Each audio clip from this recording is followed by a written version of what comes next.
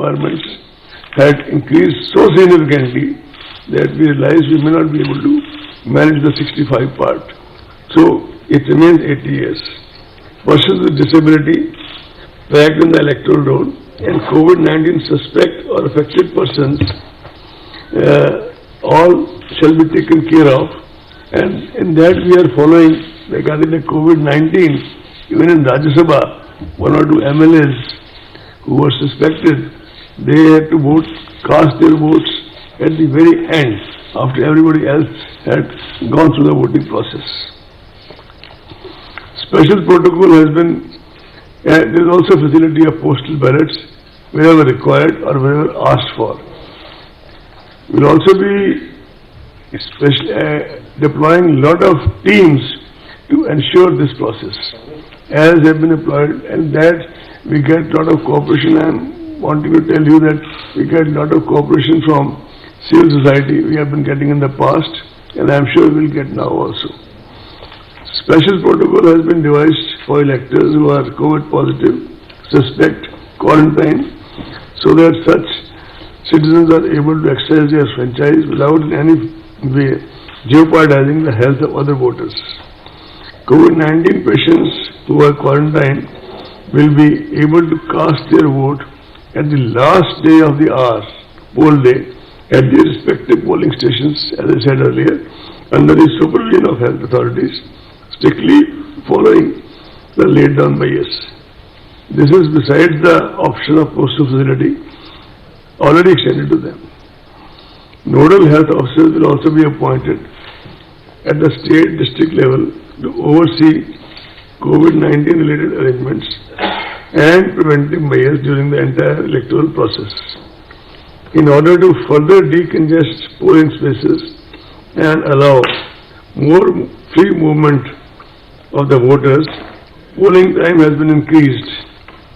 Polling time has been increased by 1 hour.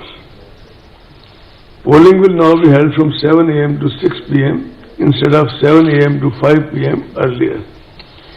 However, this will not be applicable to the left-wing affected areas.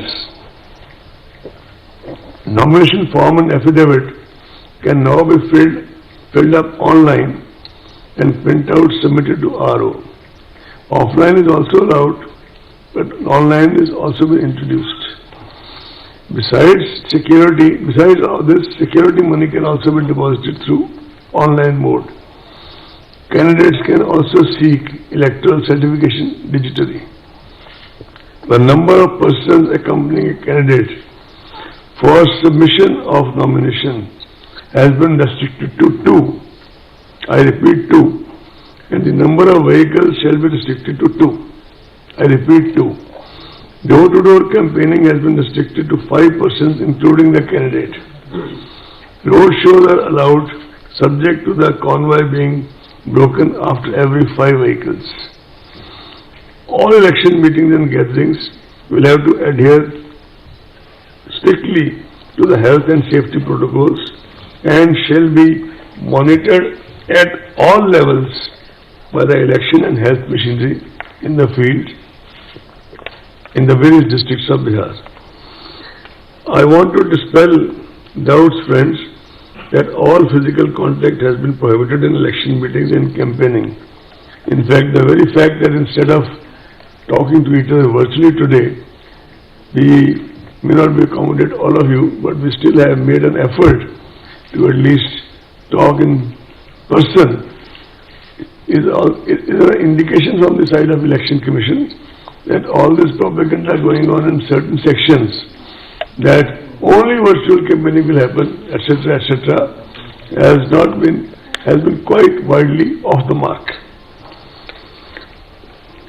Yes, we have stated that the number of people who can decongest who can congregate at a certain place has been limited.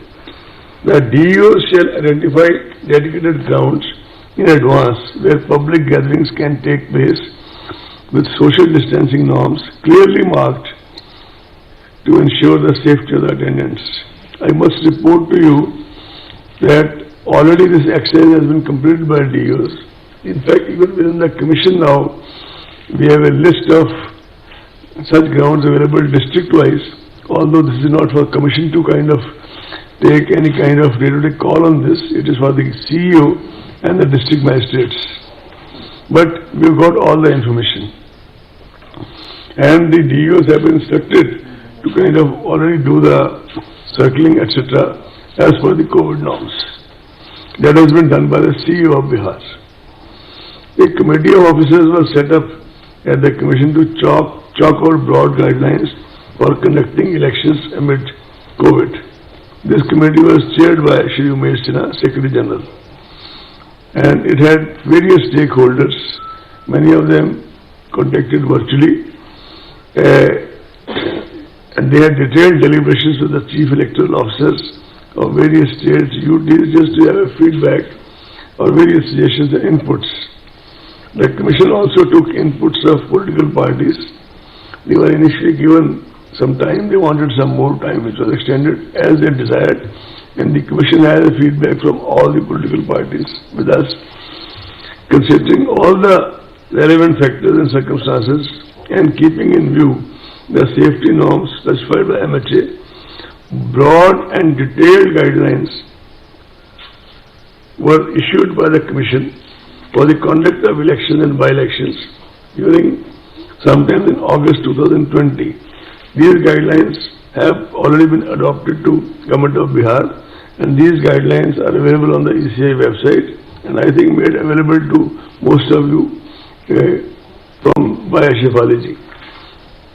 Based on these broad guidelines, CEO Bihar was asked to prepare comprehensive plans at the state, district, constituency and booth level, considering the local conditions and COVID conditions and COVID situation.